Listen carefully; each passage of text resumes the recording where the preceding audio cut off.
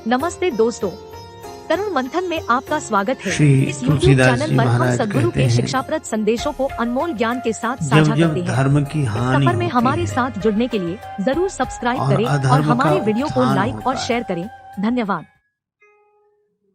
तब तब भगवान विविध रूपों में अपने को प्रकट करते हैं।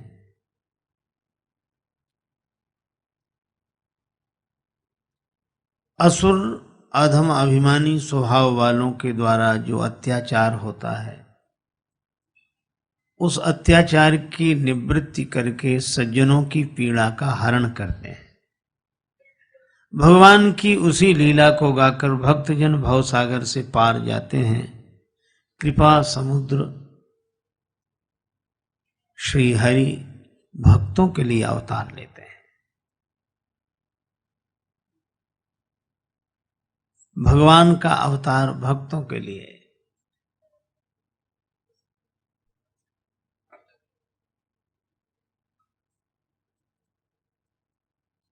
भगवान श्री राम की लीला हम जैसे श्रवण कर रहे हैं कल भगवान जनकपुर में, और श्री सीता राम जी अभिन्न है, भिन्न होकर भी अभिन्न। ये दो तो हैं पर दो हैं नहीं। इसीलिए पुष्पवाटिका प्रसंग में दोना का वर्णन है।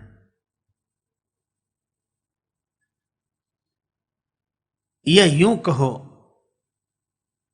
कि यह तो अनन्यता की बात है, पर लोक व्यवहार में श्री सीता जी की महिमा है, अर्थात भक्ति की महिमा है।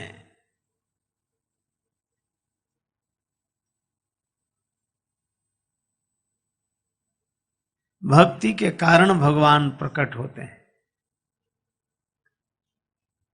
जनकपुर में बिना बुलाए ही भगवान आ गए, कल हम लोग श्रवण कर रहे थे।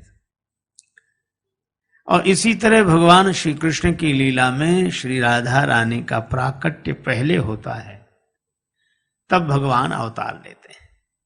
इसका अर्थ यह है कि भक्ति का अवतार हमारे जीवन में पहले होता है। हमारे हृदय में भक्ति पहले प्रकट होती है, तब भगवान प्रकट होते हैं। कथा आती है कि श्री राधा रानी ने नेत्र ही नहीं खोले। क्यों? भक्ति के नेत्रों की सार्थकता तो इसी में है कि वह भगवान का दर्शन करे। यह नेत्र तो केवल तुम्हें देखने के लिए मिले हैं। बावरी बे अखियां जरी जाएं, जो सांवरो छाड़ी निहारती गोरो। वे आंखें ही न रहें जो आंखें श्री कृष्ण को छोड़कर अतिरिक्त जाएं, अन्यत्र जाएं, कहीं नहीं। बस भगवान के हम और हमारे भगवान, इसी भाव में निमग्न रहते हैं भक्तजन। तो भगवान के इस दिव्य मिलन का अनुभव करने के बाद श्री जानकी जी भवानी माता के भवन में जाती। अब राम जी को देख लिया तो राम जी ऐसे हृदय और नेत्रों में बस गए कि चाहे वे वृक्ष को देखें, मृग को देखें, पक्षी को देखें, तो उन्हें सब में श्री राम ही दिखाई देते हैं। देखन मिस मृग बेहग तरु, फिरई बहोरी बहोरी। पर उन सब के बहाने निरखी निरखी रघुवीर छवि, बाढ़ई प्रीति न थोरी। देखो, भगवान से कोई भर जाए तो उसके लोक व्यवहार में भगवान ही भगवान प्रकट होते रहते हैं। श्री जानकी जी को भगवान का दर्शन उन सब के बहाने हो रहा है। चाहे वृक्ष को देखें, चाहे पक्षी को, चाहे पशु को, पर उन्हें भगवत दर्शन हो रहा है। और वे गौरी माता के मंदिर में आई। आप आश्चर्य करोगे, पहली बार जब वरदान मांगा तो निज अनुरूप सुभग वर मांगा, कोई संकोच नहीं है। लेकिन अब संकोच है। वे वंदना करती हैं। जय जय गिरिवर राज किशोरी,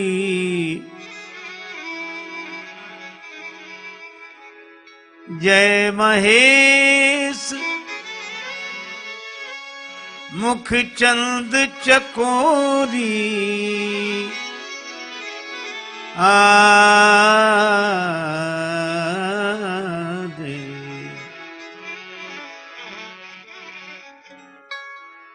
हे गिरिराज तनया, आपको प्रणाम है। गौरी माता के 3 रूपों की वंदना है। बाल रूप की वंदना, हे गिरिराज किशोरी आपकी जय हो, गिरिराज तनया। और तरुण रूप की वंदना, जय महेश मुख चंद चकोरी। और मातृ रूप की वंदना, जय गज बदन सड़ानन माता। यह माता के तीनों रूपों की वंदना। पर बाद में तो कहा, नहीं तो आदि मध्य अवसाना, अमित प्रभाव वेद नहीं जाना। पर अपने मन की बात नहीं कही। कीन्हु प्रगट न कारण ते ही, अस कहि चरण गहे वैदेही। अच्छा, प्रकट क्यों नहीं किया? का प्रकट इसलिए नहीं किया क्योंकि पहले श्री जानकी जी अकेली थी, अब अकेली नहीं है। अच्छा, अब साथ में कौन है? का चली राख और श्यामल मूर्ति। राम जी को हृदय में बिठा कर आई हैं और राम जी हृदय में बैठे हैं, तो उनकी उपस्थिति का भान होते ही वे संकोच का अनुभव कर रही हैं कि मैं गौरी माता से कैसे कहूं। विनय प्रेम बस भई भवानी, खसी माल मूर्ति मुस्काने। गौरी माता की इस वर देने वाली वृत्ति को देखकर सभी आनंदित हुए, पर मूर्ति मुस्काने। कौन सी मूर्ति? अरे गौरी माता की ही मूर्ति नहीं, चली राख और श्यामल मूर्ति। राम जी की मूर्ति जो हृदय में बिठा कर लाई, वह मूर्ति मुस्कुराई। क्यों? अच्छा, आप ऐसे देखो, कोई पत्नी पति को प्रणाम करे और पति पत्नी को आशीर्वाद दे, अखंड सौभाग्यवती भव। तो पति अपने को ही तो आशीर्वाद दे रहा है। तो राम जी सोचते हैं कि प्रार्थना सीता जी ने की, वरदान गौरी माता ने दिया, काम तो अपना भी बन गया।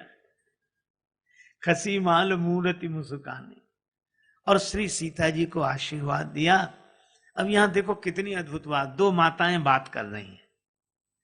तो माताओं के वार्तालाप में शब्द भी ऐसे बोले गए जो माताएं ही बोलती हैं। इसका अर्थ यह है, यहां मनोरथ नहीं कहा, क्योंकि मनोरथ पुल्लिंग शब्द है। तुम्हारा मनोरथ पूरा हो। यहां क्या कहा गया? पूजिए मन कामना तुम्हारी, तुम्हारी मनोकामना पूरी हो। ये 2 देवियां बोलेंगी तो स्त्रीलिंग शब्द का प्रयोग, तुम्हारी मनोकामना पूरी हो। मन जाहि राचो मिली सोवर, सहज सुंदर सामरो। करुणा निधान है, सुजान है, आपके शील स्नेह को जानने वाले हैं। आशीर्वाद दिया। तो श्री जानकी जी आई कैसे थी? गई मुदित मन गौरी निकेता, और आशीर्वाद लेकर मुदित मन मंदिर चले। तो गौरी जी का आशीर्वाद श्री सीता जी को, और राम जी आए गुरु जी के पास, और गुरु जी ने राम जी को देखा। राम जी सुमन ले आए? हाँ गुरुदेव ले आए। गुरु जी बोले, सुमन तो ले आए पर स्वमन कहां दे आए? राम कहा सब कौशिक पाही, सरल स्वभाव छुआ छल नाही। छल छूकर नहीं गया। तो गुरु जी ने आशीर्वाद दिया, कहा कि फूल तुमने हमें दिए हैं, फल हम तुम्हें देंगे। और सुमन पाए मुनि पूजा कीन्ही, पुनि आशीष दूं भाई ने दीनी। पहले पूजा की, फिर आशीर्वाद दिया। कितना बढ़िया ढंग है।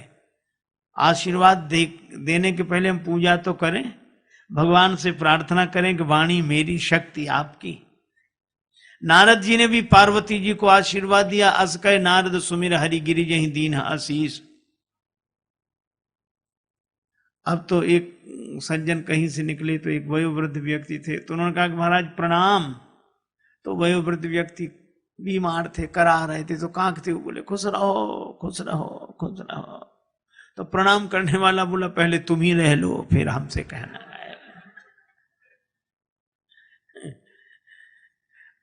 अरे हमारे यहाँ आशीर्वाद देने की भी परंपरा है, भगवान से प्रार्थना करके फिर। अच्छा देखो कितना अद्भुत है यह प्रसंग। पुष्पवाटिका प्रसंग के पहले श्री तुलसीदास जी ने स्वयंवर शब्द नहीं लिखा श्री सीता जी के विवाह के लिए। क्यों? उनको बड़ी अटपटी बात लगती है कि यह कोई विवाह स्वयंवर है। धनुष रख दिया गया, जो तोड़ दे उसी के गले में जयमाल डाल दे कन्या। स्वयंवर तो तब है जब वर कन्या एक दूसरे का स्वयं वरण करें। अच्छा देखो, हमारे यहां पुरानी परंपरा थी, कन्या के विवाह के लिए कुल के पूज्य पुरोहित जी और एक सेवक उनके साथ जाता था, और वे जन्मांक साथ लेकर जाते थे और कहीं भी भ्रमण करके सुयोग्य वर का चयन अपने ढंग से कराते थे और परिवार वालों को बता देते थे, और परिवार वाले मान लेते थे। पर आप आश्चर्य करो, उस कन्या से कुछ नहीं पूछा जाता था जिसका विवाह होना है, जीवन तो उसी को बिताना था। अब यह उस समय की परंपरा थी, लेकिन इसका यह अर्थ नहीं कि आजकल हम पहले से बहुत ठीक हो गए। आजकल हमारी और कुछ विचित्र दुर्दशा है। पहले कन्या से हम नहीं पूछते थे और विवाह कर देते थे, आज कन्या किसी से नहीं पूछती है, विवाह कर लेते हैं। वह परतंत्रता थी, यह स्वच्छंदता है। हमने परतंत्रता देखी और स्वच्छंदता देखी। स्वतंत्रता तो कब आई कब चली गई पता ही नहीं चला। स्वतंत्रता ऐसे समझो जैसे गाड़ी में ब्रेक लगे ही रहे तो गाड़ी चलेगी कैसे, और ब्रेक खोलकर फेंक दिए जाए तो दुर्घटना से बचाएगा कौन। इसीलिए गाड़ी में ब्रेक लगे भी रहें पर लगे ही न रहें। हमारी जीवन की गाड़ी में संयम के ब्रेक, मर्यादा के ब्रेक लगे रहें, पर लगे ही न रहें। ऐसा ना हो एक आदमी अंधेरी रात में मोटरसाइकिल चला रहा था बड़ी तेजी से, चौराहे पर खड़े हुए सिपाही ने कहा ठहरो ठहरो तुम्हारी मोटरसाइकिल में लाइट नहीं है। लाइट थी नहीं और मोटरसाइकिल बड़ी तेजी से। सिपाही ने कहा तुम्हारी मोटरसाइकिल में लाइट नहीं है, कहीं खतरा खा जाओगे। मोटरसाइकिल चालक चिल्लाकर बोला हम खतरा खाएंगे तब खाएंगे, तुम सामने से हट जाओ। क्यों? इसमें ब्रेक भी नहीं है। अब विचार करो, जिसमें न लाइट न ब्रेक, अज्ञान की अंधेरी रात में बस चलती चली जा रही, न लाइट न ज्ञान का प्रकाश न संयम की ब्रेक। एक बार लोग हवाई जहाज में यात्रा कर रहे थे, उस हवाई जहाज में कुछ गड़बड़ी हुई तो सूचना दी कि आपको दो सूचनाएं दी जा रही, एक अत्यंत दुखद है और एक सुखद है। क्या? दुखद तो यह है कि हम भूल गए हैं कि हम कहां जा रहे हैं। दिशा सूचक यंत्र खराब, हमें समझ में ही नहीं आ रहा कि हम कहां जा रहे हैं। ये दुखद खबर है। लेकिन एक सुखद खबर है। क्या? दिशा सूचक यंत्र खराब होते ही विमान अधिक तेजी से चलने लगा। तो हमें यह तो पता नहीं कि हम कहां जा रहे हैं, पर जहां भी जा रहे हैं बड़ी तेजी से जा रहे हैं। आज हमारी यही हालत है कि हमें पता ही नहीं कि हम कहां जा रहे हैं, पर जहां जा रहे हैं बड़ी तेजी से जा रहे हैं बस। तब तुलसीदास जी ने पुष्पवाटिका प्रसंग लिखा और एक संकेत दिया कि विवाह के पूर्व वर कन्या एक दूसरे को देख सकते हैं, मिल सकते हैं, लेकिन मिलें कैसे? यह बड़ी अद्भुत बात है। वर कन्या विवाह के पूर्व एक दूसरे को देखें, पर वासना के भाव से नहीं, उपासना के भाव से। श्री राम जी गुरु जी की आज्ञा से दल फूल लेने गए पूजा के लिए, और श्री सीता जी भी गिरिजा पूजन जननी पठाई, गौरी पूजन के लिए आई हैं। दोनों पूजा के भाव से भरे हैं, एक दूसरे को पसंद किया। पर फिर देखो, ये मर्यादा पुरुषोत्तम का चरित्र है। ऐसी मर्यादाएं कि देखकर पसंद तो करें, पर यह नहीं कि विवाह का निर्णय करके वहीं से विवाह करके आए कि अब तो आप आशीर्वाद दो। उसके बाद एक दूसरे को पसंद तो किया, पर गौरी माता के पास सीता जी और गुरु जी के पास राम जी। इसका अर्थ है कि विवाह का निर्णय बड़े लोग करें, हमारे संरक्षक करें, उनका आशीर्वाद मिला। तब तुलसीदास जी कहते हैं, जब सतानंद जी बुलाने के लिए आए तो विश्वामित्र जी ने कहा, सीय स्वयंवर देखिए जाई, ईस काहिधों दे बढ़ाई। अब श्री सीता जी के स्वयंवर का दर्शन करो, देखो विधाता किसे बढ़ाई देते हैं। यह अब लक्ष्मण जी ने सोचा कि गुरु जी कल तो कह रहे थे सुफल मनोरथ हो ही तुम्हारे, और आज कह रहे देखो विधाता किसे बढ़ाई देता है। तो लक्ष्मण जी ने कहा कि यश भाजन तो वही होगा जिस पर आपकी कृपा होगी।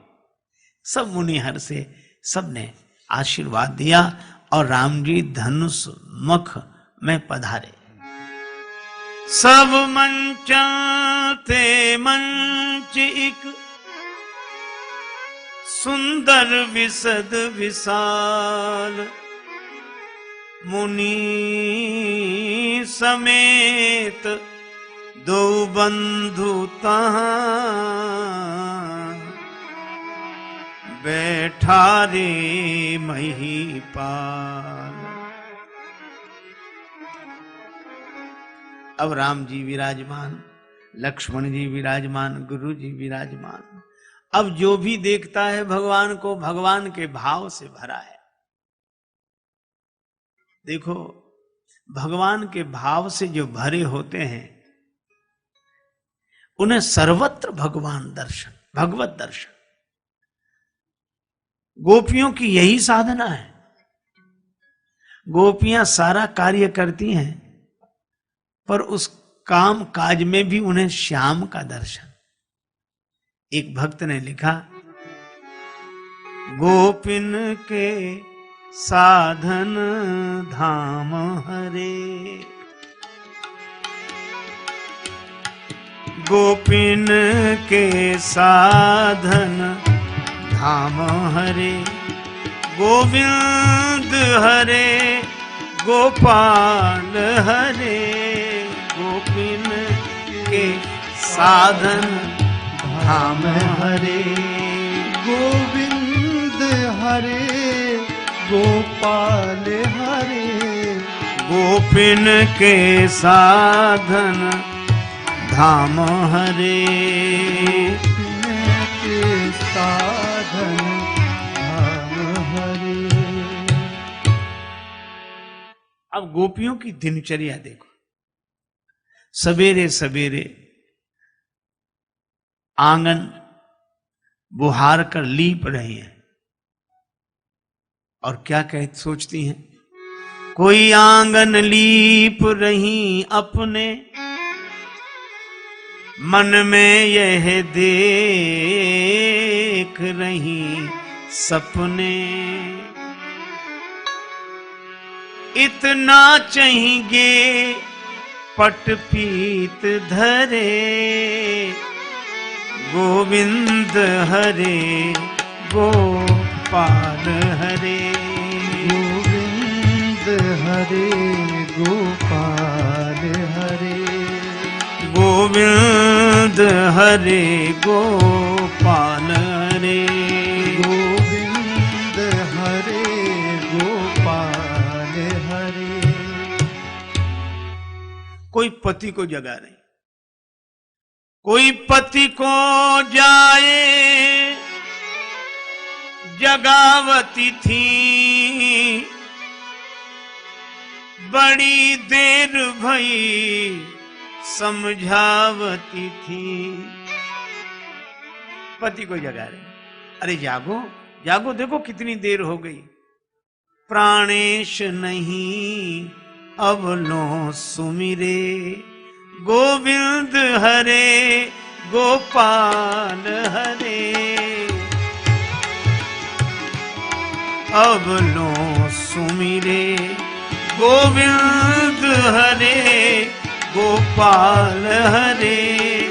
गोपिन के साधन धाम हरे।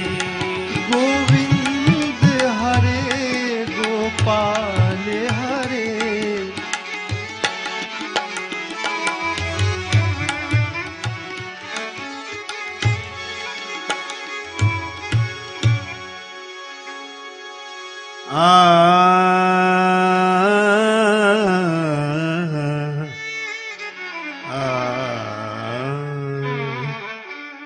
पति को जगाकर यही कहती, आप अब तक भगवान का स्मरण नहीं किया। कोई सुत को जाए जगावती थी, ले गोद में लाड़ लड़ावती थी, और यही कहती, हे लाल कहो संग में हमरे। हे लाल कहो संग में हमरे। गोविंद हरे गोपाल हरे। गोविंद हरे गोपाल हरे।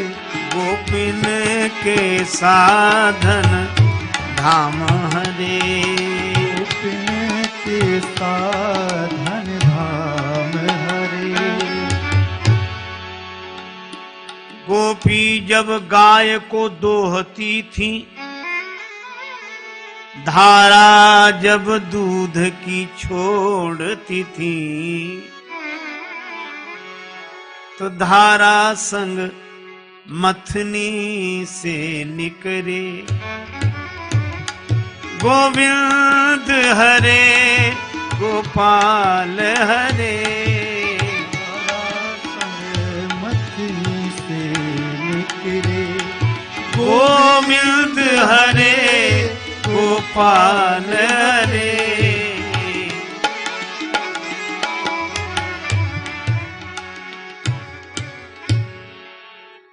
पकवान विनीत बनावती थी, प्रभु को अर्पण कर पावती थी। प्रतिग्रास में आनन से उचरे। गोविंद हरे गोपाल हरे। गोविंद हरे गोपाल हरे। गोविंद हरे गोपाल हरे। कोई भेद ही नहीं रह गया कि संसार का काम क्या है और भगवान का काम क्या है। प्रत्येक कार्य पूजा हो गया, भगवान से मन लग गया। एक दिन एक गोपी बड़ी दुखी थी। दूसरी गोपी ने पूछा, बावली क्या बात है, क्यों दुखी है? कहने लगी, बनवारी हित बन गई, मिले न गोप मयंक। लरत सासु घर की मोहि झूठो ही देत कलंक। बनवारी को पाने के लिए बन बन में विचरण करती रही, मिले नहीं। घर में सास झगड़ा करती है, मुझे झूठा कलंक लगाती है। तो एक सखी बोली, तू बावली है क्यों? का ग्वाले को छोरा सो कछु बड़ो धनी ना है। ग्वाले को छोरा सो कछु बड़ो धनी ना है। रंग को है सांवरो सबनी को दिखाते हैं। प्रातः काल गौएं ले जावे मधुवन की ओर, दिन भर चरावे तब सांझ घरे आते है। कुंजन में गोपिन सो मांगत दही को, दान सखियन को माखन सो चुरा चुरा खाते है। तासो तू प्रेम करे बनी फिरे बावरी सी, अरी कामरी वारे पे का मरी जात है। पर वो गोपी कहती कि नहीं नहीं, मुझे तो श्री कृष्ण से स्नेह पर मिलते नहीं, झूठा कलंक लगा रहे। तो दूसरी गोपी बोली, बावली अगर तुझे प्रेम है तो डर मत। क्यों? नारहु सजनी अनमनी भरहु न नीर ससंक, बड़े भाग नंदलाल संग झूठो ही लगत कलंक। यह भी बड़े भाग्य की बात है कि श्री कृष्ण के साथ झूठा ही कलंक लग जाए क्या।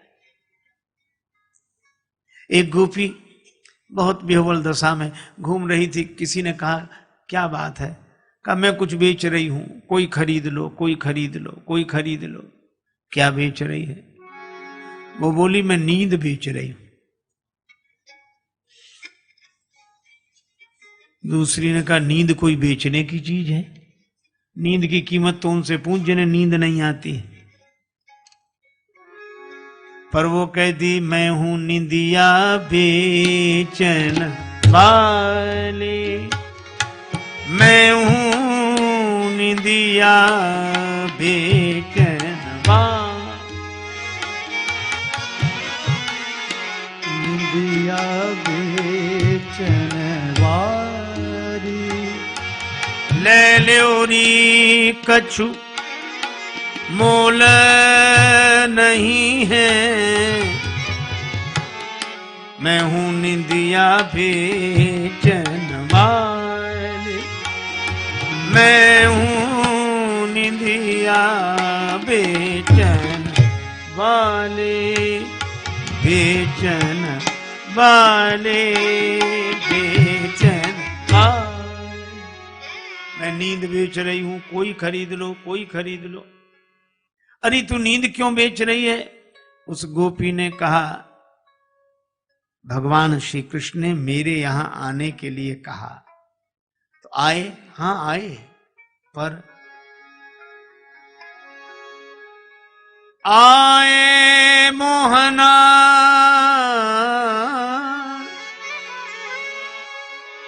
फिर गए आंगना।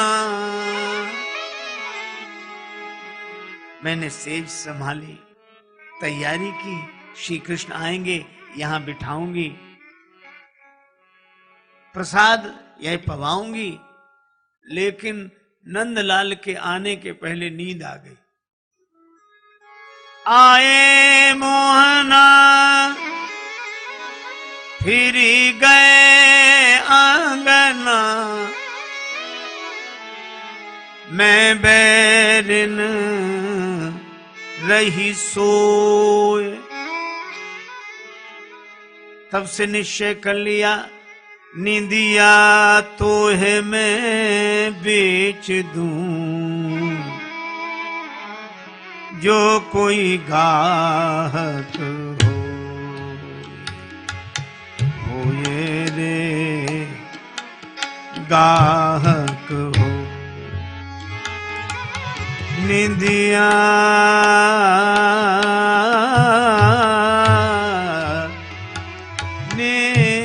निंदिया तो है मैं बेच दूं, जो कोई गाहक हो। नींद तुझे बेच ही दूं। इसीलिए हमारे पुराने संत गाते थे, निंदिया जागर राम भजन नहीं होए, बाघर जइयो रे। नींद को बेच ही दूं। तो दूसरी ग्वालिन ने अपना आंचल फैला दिया, अगला मेरी झोली में डाल दे, मैं तेरी नींद खरीद लूं। अच्छा तू नींद क्यों खरीद रही? क्या तुझे कन्हैया अच्छे नहीं लगते? बोली अच्छे तो तुझसे भी ज्यादा लगते हैं, फिर नींद क्यों खरीद रही है? उसने कहा मेरी भी कहानी है। क्या कहानी? तो बोली पौड़ी हती पलका पर में, पौड़ी होती पलका पर में। श्री कृष्ण का चिंतन करते करते पर्यंक पर पौड़ी हुई थी। पौड़ी होती पलका पर में, ज्ञान और ध्यान प्रभु चित लाए, और भगवान का चिंतन करते करते सो गई। लाग गई पल में पलकें, तो स्वप्न आया, पल लागत ही पल में प्रभु आए। लाग गई पल में पलकें, पल लागत ही पल में प्रभु आए। स्वप्न में श्री कृष्ण का दर्शन हुआ तो मैं बड़ी हर्षित हुई। तो मैं जो उठी उनसे मिलवे कहां, मैं जो उठी उनसे मिलवे कहां, तो जाग परी प्रभु पास न पाए, और तय प्रभु प्रीतम सोए के खोए, अब मैं प्रभु प्रीतम जाग गंवाए। तेरे लिए जागना ठीक है, अब मेरे लिए नींद ठीक है। और मतलब तो श्री कृष्ण के मिलन से है, चाहे जागने में मिले और चाहे नींद में मिले, सपने में मिले। सचमुच भगवान से ऐसा मन लगा हो। इसीलिए तुलसीदास जी कहते हैं, जागत सोवत शरण तुम्हारी। चाहे हम जागें तो आपसे जुड़े हों और सोएं तो आपसे जुड़े हों। और इसीलिए भगवान श्री राम दिन में आए 12 बजे दिन में, और भगवान श्री कृष्ण रात में आए, वह भी ठीक 12 बजे मध्य में। अच्छा देखो, एक दिन में आए एक रात में आए, और कितना बढ़िया संकेत। संकेत यह है कि हमारा दिन राम जी से जुड़ा हो, रात्रि कृष्ण जी से जुड़ी हो, और हम दिन रात श्री राम और श्री कृष्ण से जुड़े रहें। यही जीवन की सार्थकता है। नमस्ते दोस्तों, तरुण मंथन में आपका स्वागत है। इस YouTube चैनल पर हम सद्गुरु के शिक्षाप्रद संदेशों को अनमोल ज्ञान के साथ साझा करते हैं। इस सफर में हमारे साथ जुड़ने के लिए जरूर सब्सक्राइब करें और हमारे वीडियो को लाइक और शेयर करें। धन्यवाद। भगवान के भाव से भरे हो। अब धनुष यज्ञ मंडप में श्री राम जी बैठे हैं, श्री लक्ष्मण जी बैठे हैं, गुरुदेव बैठे हैं, और यहां देखने वालों का मन भगवान से भरा है।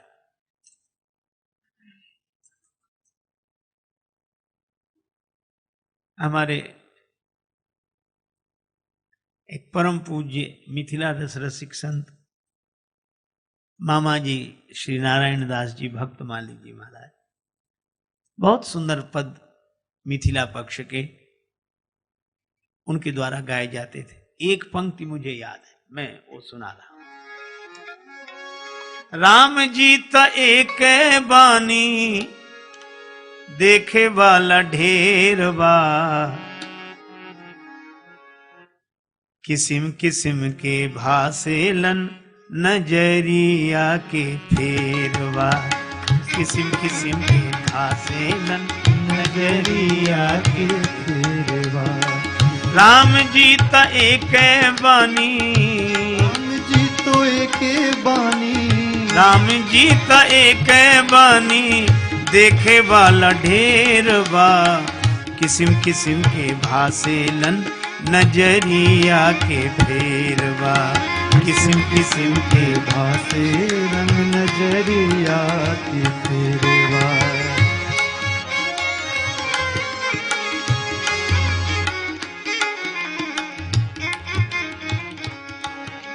नजरिया के फेरवा। भगवान तो एक, देखने वाले अनेक, लेकिन सबको अलग अलग तरह से दिखाई दे रहे हैं।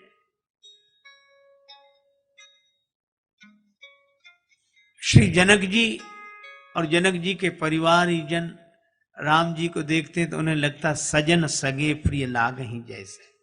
यह हमारे संबंधी है। सहत विदेह बिलोक ही रानी, तो शिशु सम प्रीत न जाए बखानी। भक्त देखते हैं, उन्हें इष्ट देव के रूप में दिखाई देते हैं। माताएं देखती हैं तो जन सोहत श्रृंगार धरी मूर्ति परम अनूप, भगवान श्रृंगार के रूप में दिखाई देते हैं। और जो कुटिल हैं, छल करके राजा के वेश में उपस्थित हैं, तिन प्रभु प्रगट काल सम देखा। उन्हें राम जी काल की तरह दिखाई देते हैं। अच्छा आप विचार करो, एक और तो मधुर मूर्ति श्री राम और एक और काल की तरह। मनोवीर रस धरे शरीरा और विदुषण प्रभु विराटमय दिशा। ये इतने अलग अलग तरह से दिख रहे हैं। अरे भगवान तो एक ही हैं, हम अपनी भावना के अनुसार अलग अलग रूपों में देखते हैं।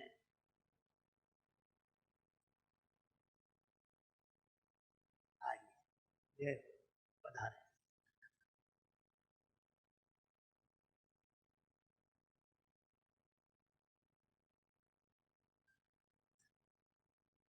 सुना है आज महफिल में बड़ी रफ्तागरी होगी।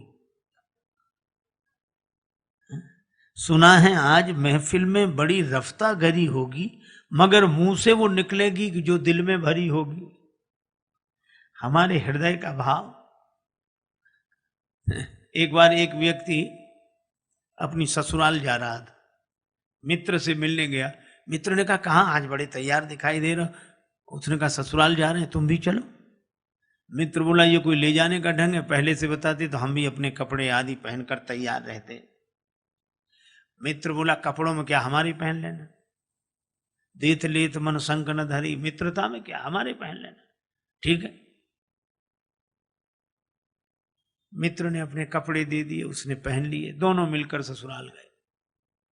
अब वहां लोगों ने बड़ा स्वागत सत्कार किया। पड़ोस में बैठने के लिए गए तो एक ने पूछा बहुत दिन बाद आए, आपकी बड़ी प्रतीक्षा हो रही थी, आपके आने से बड़ा अच्छा लगा, लेकिन ये आपके साथ कौन है। अब उन्होंने परिचय देना शुरू। हमारे मित्र हैं, बहुत अच्छे आदमी हैं। बोले कहाँ जा रहे हो। हमने कहा ससुराल। हमने कहा तुम भी चलो। बोले कपड़े नहीं है, तो कपड़े भी हमारे ही पहने हैं। मित्र बहुत अच्छे। अब मित्र को बड़ा बुरा लगा। एकांत पाकर मित्र ने कहा कि मैं तो जा रहा हूं, तुम्हारे जैसा हमने आदमी नहीं देखा। लोग हमारे बारे में पूछते हैं कि कपड़ों के बारे में, तुम कपड़ों के बारे में काहे को बताते हो। अरे बोला अब क्षमा करो, गलती हो गई, अब नहीं बोलूंगा। अब दूसरी जगह फिर बैठने गए, लोगों ने परिचय पूछा, कहने लगे हमारे बड़े अच्छे मित्र हैं, और हमने कहा ससुराल जा रहे हैं। एक ही कहने से हमारे साथ आ गए और कहते कहते निकल गया कपड़े। अब कहा कि मित्र फिर डांटेगा कि ये कपड़े, तो लोगों ने कहा कपड़े क्या कपड़े, तो बोले कपड़े ये इनके अपने हैं, ये खुद के कपड़े पहने हैं, खुद के अपने। और लोगों ने सोचा कपड़े तो सब खुद के पहनते हैं इसमें। मित्र ने फिर कहा कि अब मैं नहीं रुकूंगा। तुमने फिर कपड़ों के बारे में, तो कहा हमने तो तुम्हारे ही बताए। तो बताए क्यों, लोग हमारे बारे में पूछते कि कपड़ों के बारे में। बोले अब मैं कहूंगा ही नहीं, बिल्कुल नहीं कहूंगा। मित्र फिर रुक गया। पर तीसरी जगह बैठने गए, लोगों ने परिचय पूछा कि आप तो बड़े अच्छे आइए, आपके साथ हमारे मित्र हैं, बड़े प्रेमी हैं, एक ही कहने से हमारे साथ आए, और इनकी जितने गुण गाए जाएं सब कम हैं, लेकिन क्षमा करें हम कपड़ों के बारे में कुछ नहीं कहना चाहते। अब फिर कपड़े, अब भीतर भरे कपड़े। हम जो चीज खाएंगे डकार में गंध भी तो उसी की आएगी। तो भीतर जो भरा हो वही बाहर दिखेगा। निराकार हूं मैं न साकार हूं, भक्त की भावना से तदाकार हूं। भक्त मुझे जिस दृष्टि से देखता है वो उसी दृष्टि से मैं दिखाई पड़ता हूं। अपने भाव के अनुसार भगवान का दर्शन होता है। सब भगवान को अलग अलग रूपों में देख रहे हैं, अलग अलग भावना से देख रहे हैं। कोई प्रेम से भर रहे हैं, कोई भय से भर रहे हैं। यही भी दे रहा जाए जस भाव, जिसको जैसी भावना रहे। महाराज जनक ने बंदी जनों से कहा कि हमारी प्रतिज्ञा सुनाओ। अब कई तो सोच रहे हैं कि महाराज जनक प्रण का ही त्याग कर दें और श्री सीताराम जी का विवाह कर दें। बंदी जनों से कहा कि हमारी प्रतिज्ञा सुनाओ, तो बंदी जन भी सोच रहे हैं कि अब महाराज कह रहे हैं तो सुनानी पड़ेगी प्रतिज्ञा। तो बंदी जनों ने इतनी चतुराई से बात कही, इतनी चतुराई से महाराज, कि समझदार तो धनुष के पास जाए नहीं कोई, और ना समझ तो वैसे ही मानने वाले नहीं थे। बंदीजनों ने क्या कहा, सुनो सुनो सभी राजाओं, हमारी घोषणा सुनो। महाराज जनक का संदेश हम सुना रहे हैं। ये जो शिव धनुष रखा दिखाई दे रहा है, खबरदार इसके पास कोई मत जाना। जनक जी ने कहा हमने यही कहा है। तो बंदीजनों ने हाथ जोड़े, महाराज हम वही कह रहे हैं जो आपने कहा है, पर हम थोड़ा दूसरे ढंग से कह रहे हैं। राजा लोग बोले क्यों ना जाएं। बंदी जनों ने कहा कि राहु जब चंद्रमा के पास आता है तो चंद्र ग्रहण हो जाता है, और कभी चंद्रमा ही सोचे कि चलो राहु से मिले आए, तो पता लगेगा चंद्रमा का। हाँ, तो बंदी जनों ने कहा नृप भुज बल नृप भुज बल विधु शिव धनु राहु।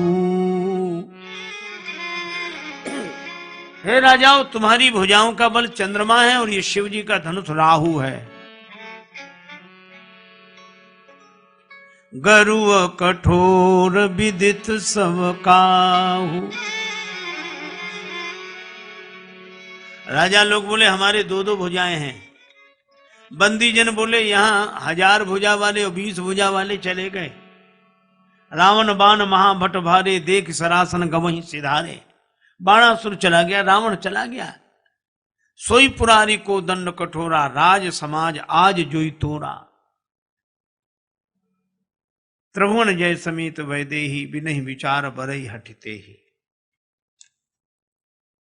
अब जो सुना ऐसा धनुष, तो जिनके कछ विचार मन माही, चाप समीप महीप न जाए। वे सोचते हैं काहे को जाएं।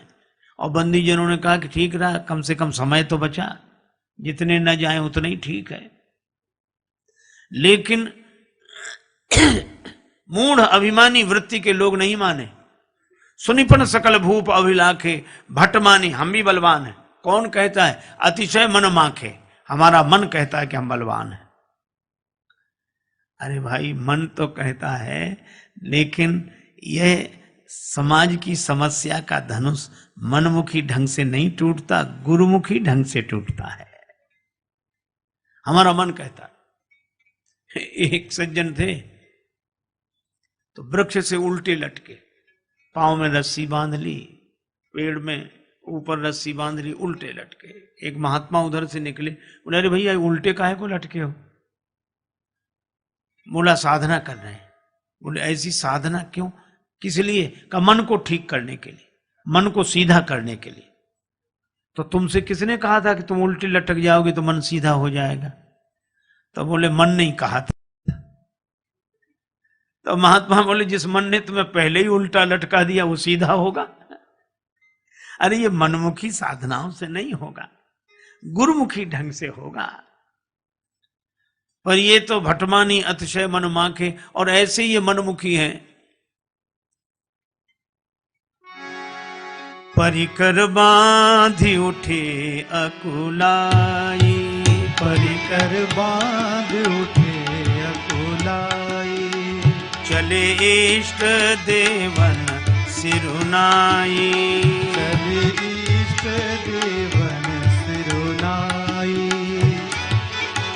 परिकर बांधी उठे अकुलाई, परिकर बांधी उठे अकुलाई। चले इष्ट देवन सिरुनाई, चले इष्ट देवन सिरुनाई। परिकर बांधी उठे अकुलाई, परिकर बांध उठे अकुलाई। अब इन्होंने कमर कसी। देखो ये मनमुखी लोगों का ढंग है, पहले कमर कसी, फिर अकुला कर उठे, फिर चले, तब अंत में क्या किया? इष्ट देवन सिरुनाई। अरे इष्ट देवताओं को प्रणाम अंत में करते, ये पहले ही कर लेते। जो पहले करना चाहिए सो बाद में। एक श्री अवध के संत थे, वो कहा करते थे इन्होंने इष्ट देवों को प्रणाम किया ही नहीं। हमने कहा महाराज लिखा तो है चले इष्ट देवन सिरुनाई, कहने लगे उसका दूसरा अर्थ है। तो हमको दूसरा अर्थ? हाँ। कैसे? कहा बात थी यूं कि इनके इष्टदेव, इतने राजा थे तो अनेक राजाओं के अनेक इष्टदेव सब इकट्ठे हो गए आकाश में। आज हमारे भगत धनुष तोड़ने जा रहे हैं तो हमें प्रणाम जरूर करेंगे, हमें प्रणाम जरूर करेंगे। लेकिन परिकर बांध, उन्होंने तो कमर कस ली, प्रणाम नहीं किया। अरे अभी कमर कसी है, उठे थोड़े ही हैं, उठने के पहले हमें याद करेंगे। उठे वे तो खड़े हो गए, आपको याद नहीं किया। अरे अभी चले थोड़े, चलने के पहले हमें याद करेंगे। पर अकुलाई चले वो तो गए। तो बेचारे इष्ट देवताओं ने, इष्ट देवन सिरुनाई, इष्ट देवताओं ने अपने अपने सिर झुका लिए।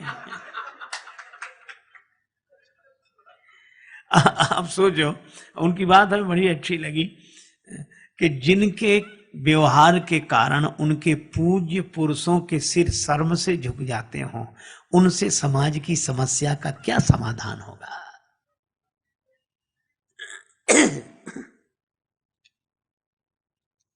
पर फिर यह लगता है कि इनके इष्ट देवों को, चलो इन्होंने प्रणाम आज नहीं किया तो भी इष्ट देवताओं को तो इनकी सुननी चाहिए।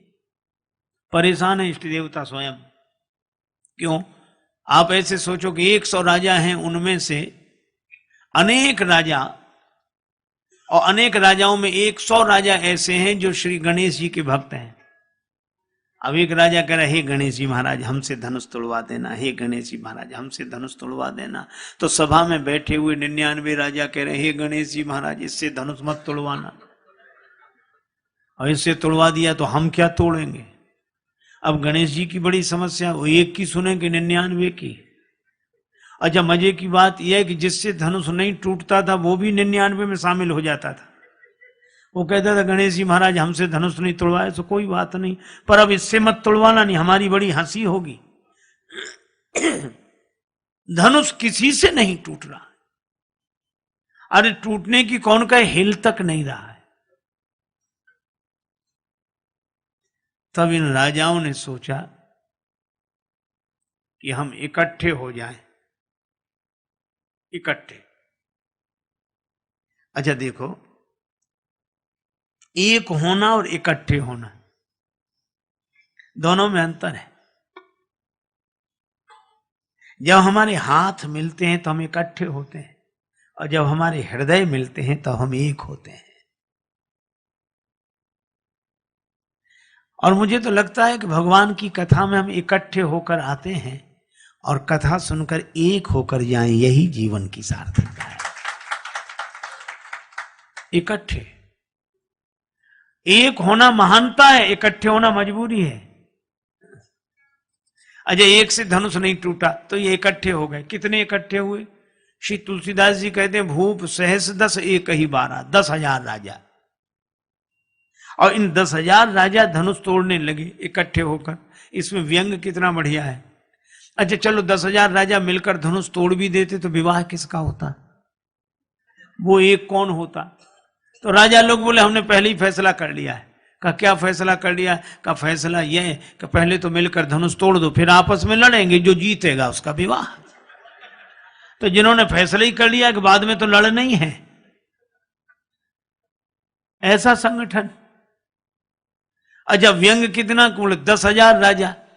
अच्छा 10,000 की संख्या अगर आप अंकों में लिखें तो 10,000 में अंक है सिर्फ 1 और बाकी 4 हैं शून्य। और संकेत कितना बढ़िया। ऐसा संगठन जिसमें हर आदमी अपने को 1 समझे, बाकी सबको शून्य समझे, अपने को हीरो समझे, बाकी सबको जीरो समझे। ऐसे संगठन से कुछ नहीं हो सकता।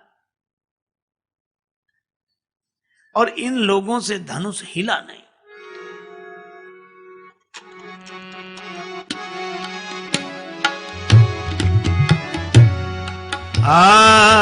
भूप सहस 10 एक, भूप सहस 10 एक 12, भूप सहस 10 एक,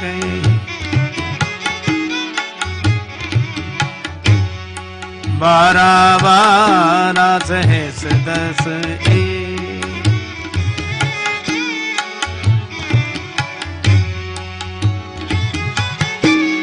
सहस 10 एक ही 12, लगे उठावन करई ना 18, भूप सहस एक, भूप सहस 10 एक,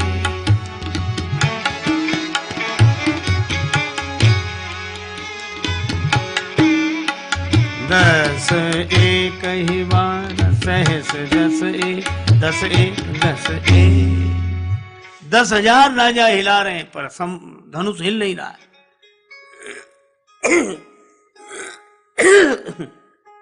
पर महाराज जनक ने सोचा कि जिनसे धनुष हिलना है वे तो अपनी जगह से हिल नहीं रहे। राम जी अपनी जगह से नहीं हिल रहे और जिनसे धनुष नहीं हिलना है वो राजा बिना हिले मानते नहीं। समाज में तभी समस्या उत्पन्न होती है कि जिससे काम हो सकता है वो तो करे नहीं और जिससे काम नहीं हो सकता वो बिना किए माने नहीं।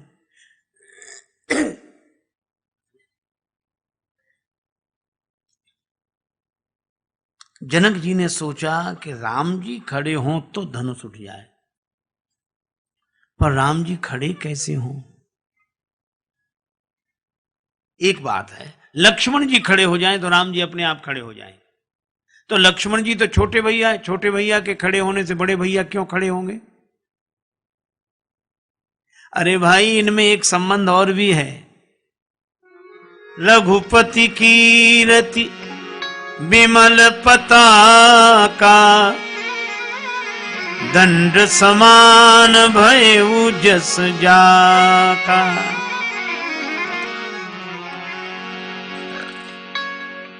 राम जी का यश झंडे के समान और लक्ष्मण जी का यश डंडे के समान।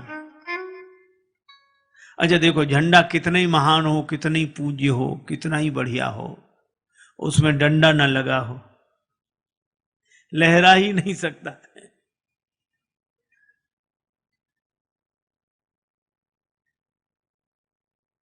झंडा तो डंडे के कारण लहराता है। हम खूब कहें झंडा ऊंचा रहे हमारा, और डंडा ऊंचा नहीं होगा तो झंडा क्या ऊंचा होगा। अच्छा वैसे भी कोई झंडे की पूजा करना चाहे तो झंडे तक पहुंचता कौन है? समाज में जब पूछता है डंडा ही पूछता है। लेकिन कितना अद्भुत संकेत है कि हमारे यहां दंड का समर्थन है, उद्दंड का नहीं। दंड वो जो अपने सिर पर किसी को स्वीकार करे और उद्दंड वो जो अपने सिर पर किसी को स्वीकार न करे। इस कठोर डंडे ने तो कोमल झंडे को अपने सिर का मुकुट बना रखा है। तो धन्य है ऐसी कठोरता जो कोमलता को अपने सिर का मुकुट बना के रखती है। इस डंडे का उद्देश्य किसी का सिर फोड़ना नहीं है। यह डंडा तो यही कहता है कि जिसको हमने अपने सिर पर स्वीकार किया उसको, उसके आगे तुम भी अपना सिर झुका दो। लक्ष्मण जी की कठोरता का उद्देश्य यही है कि हमारे राम जी की कोमलता का कोई दुरुपयोग न करे, हमारे राम जी की कोमलता का कोई दुरुपयोग न करे। तो डंडा खड़ा हो जाए तो झंडा लहरा जाएगा कि नहीं? जनक जी ने सोचा लक्ष्मण जी खड़े हो जाएं तो राम जी अभी खड़े हो जाएं। पर लक्ष्मण जी खड़े हों कैसे? डंडा खड़ा हो कैसे? अरे उसमें क्या कठिनाई है? दो चार क्रोध की बातें करो, अभी डंडा खड़ा हो जाए। अच्छा क्रोध आपके मन में ना भी हो और डंडा अभी खड़ा हो जाए। तो जनक जी के मन में क्रोध नहीं है, क्योंकि जनक जी क्रोध से नहीं बोध से भरे हुए हैं। भीतर बोध भरा है, लेकिन व्यवहारिक दृष्टि से बोले वचन रोष जन उसाने, ऐसे बोले जैसे क्रोध में बोल रहे हैं। और बोले क्या? बस बस हो गया, हमने समझ लिया। अब जन को माख है भटमानी, वीर विहीन मही में जानी। हमने समझ लिया पृथ्वी वीरों से रहित हो गई। और यह कहकर देखा लक्ष्मण जी की तरफ का असर हो रहा है कि नहीं। एक गुरुजी ने एक चेला बनाया, तो चेला बनते ही वो बोला कि गुरुजी अब आप गुरु हम चेला, हमें कुछ सुनाओ। पहले शिष्य लोग कहते महाराज कुछ समझा दो, अब समझा सुनाओ। तो गुरुजी ने कहा कि बेटा राम राम किया करो। अरे कहा ये साधारण सब लोग लेते, इसमें क्या है। गुरुजी भी समझ गए कि चेला नहीं गुरु ही मिला है। तो गुरुजी ने कहा कि बेटा रामायण, रामचरितमानस रामायण और सब। बोले ये भी साधारण चीज, सब लोग गाते हैं, रामायण में क्या है। ऊंचा सुनाओ, ऊंची बात। गुरुजी ने कहा फिर गीता, हाँ ये कुछ चलेगी। तो गुरुजी बोले महात्मा आज सुनाते हैं, गीता कल सुनाएंगे, महात्मा ही सुनाओ। तो गुरुजी ने वही श्लोक सर्वोपनिषदो गावो दोग्धा गोपाल नंदना और 12 सभी उपनिषद जो हैं सो गाय हैं, दोहने वाले भगवान श्री कृष्ण हैं, और यह गीता ज्ञान ही दुग्ध है, पान करने वाला बछड़ा अर्जुन है। और चेला कहे वाह महाराज, आ महाराज क्या बात, क्या बात, वाह वाह वाह। सो गुरुजी 1 घंटे की जगह 1.5 घंटे बोलते रहे। बाद में गुरुजी ने कहा कि बेटा कुछ समझ में ना आया हो तो पूछ लो। बोला हमें समझना है, आप कम समझाते हो, हम ज्यादा समझते हैं।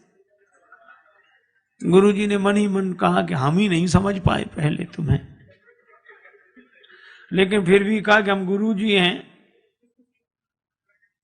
तो कुछ तो पूछ लो, गुरु होने की कुछ। अच्छा तो और सब समझ में आया, एक एक अक्षर समझ में, एक जरा सी बात समझ में नहीं आई। गुरुजी बोले वो क्या? बोले आप बार बार कहते थे दो गधा गोपाल नंदना, तो ये 2 गधा कौन थे?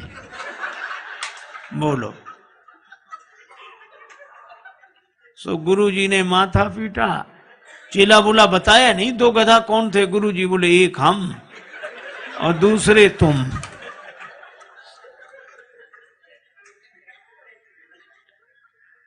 हम तो बिना देखे तुम्हें समझाते रहे और तुम बिना समझे हाँ हाँ करते रहे। गुरु शिष्य अंध बधिर कै लेखा, एक न सुनई एक नहीं देखा। नमस्ते दोस्तों, तरुण मंथन में आपका स्वागत है। इस YouTube चैनल पर हम सद्गुरु के शिक्षाप्रद संदेशों को अनमोल ज्ञान के साथ साझा करते हैं।